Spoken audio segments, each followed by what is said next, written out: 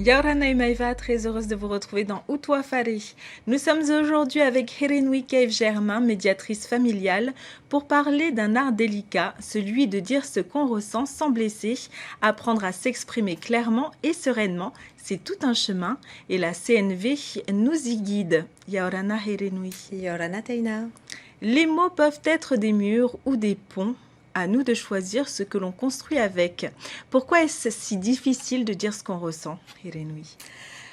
C'est difficile si on ne l'a pas appris. C'est vrai que dans nos pratiques, petit à petit, ça vient aujourd'hui. On voit ça de plus en plus dans les écoles, tout ce développement du vocabulaire des sentiments.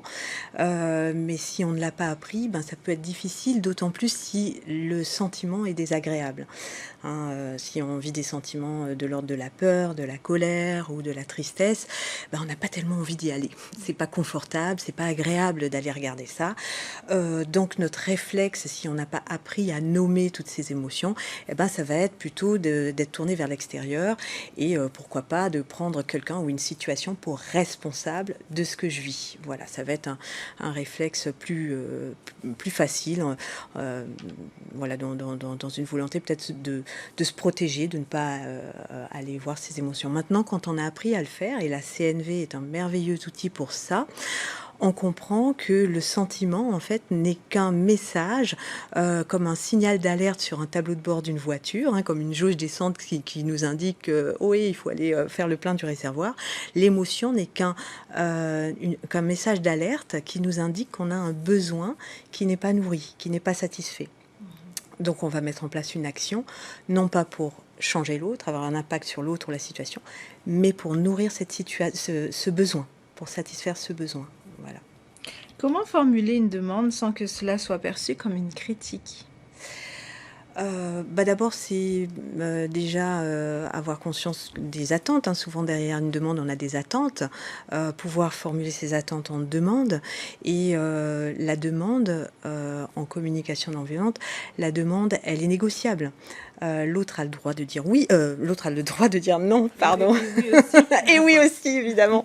Mais l'autre a le droit de dire non, et ça, c'est plus difficile à recevoir. Si l'autre dit non, c'est OK, on peut l'entendre, on peut voir quel est le besoin qui est derrière. De la même manière que je peux exprimer un non, aussi, c'est pouvoir exprimer quel est le besoin qui est derrière, à quel besoin je dis oui. Si... voilà, on me demande je sais pas moi, de faire une action et puis je suis très fatiguée, j'ai ce besoin de repos, et je vais pouvoir exprimer que ok, je suis d'accord, mais est-ce que tu es d'accord de repousser un petit peu le rendez-vous à un peu plus tard ou demain, parce que voilà, c'est tellement important pour moi de respecter ce temps de repos, est-ce qu'on peut faire ça plus tard, voilà, par exemple.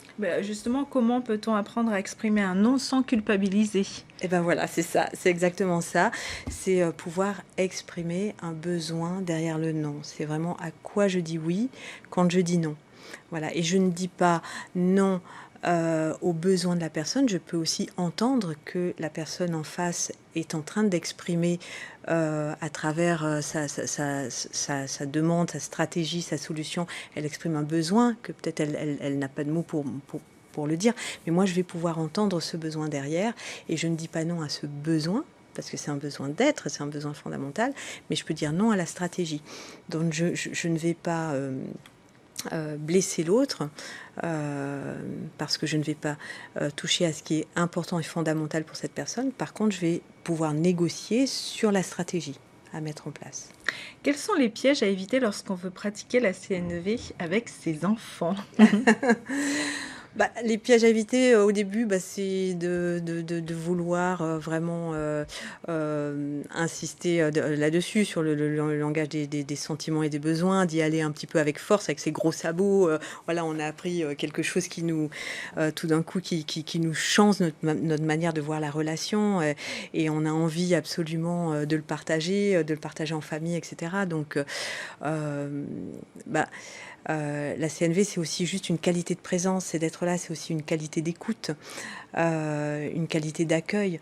Et voilà, donc ne pas trop rester dans cette grammaire qu'on apprend au début, la grammaire de la CNV, Je me sens parce que j'ai besoin de et comment tu te sens et de quoi tu as besoin, voilà. Ça peut je me souviens moi au début quand j'avais pratiqué la CNV, mes enfants, tout de suite ça a été, le revers de bâton. Ils me voyaient arriver très vite avec, tout ce vocabulaire de sentiments et de besoins et ça peut être vite, désagréable, mais juste si on peut, se relier à l'intention de la qualité de la relation et être en présence dans cette intention-là, c'est déjà beaucoup, voilà, pour démarrer. D'accord. Est-ce que tu aurais un exemple concret d'un conflit transformé grâce à la CNV? J'en ai beaucoup dans les médiations que j'accompagne parce que j'utilise beaucoup la CNV, en médiation. Je vois, dans des situations de couple, des personnes qui alors on démarre par des entretiens individuels et déjà cette première phase en médiation permet, de réaliser à quel point on est dans ces travers d'interprétation,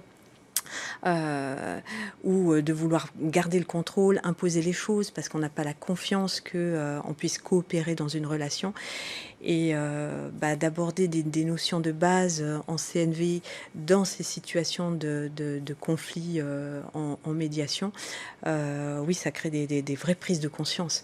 Moi, j'ai des personnes qui sont venues me voir en me disant: «Mais waouh, tout d'un coup, je l'ai écouté et c'est la première fois» et puis tout d'un coup, il m'a dit: «Mais voilà, c'est la première fois que je te dis ça alors que ça fait 20 ans qu'on se connaît». Voilà. Oui. Merci beaucoup, Hérénoui. Merci Taïna. Savoir parler, c'est aussi apprendre à ne pas blesser, même lorsqu'on dit ce qui nous tient à cœur. L'émission se termine. Merci de l'avoir suivi. On se retrouve très bientôt et d'ici là, prenez soin de vous et de vos proches. Nana.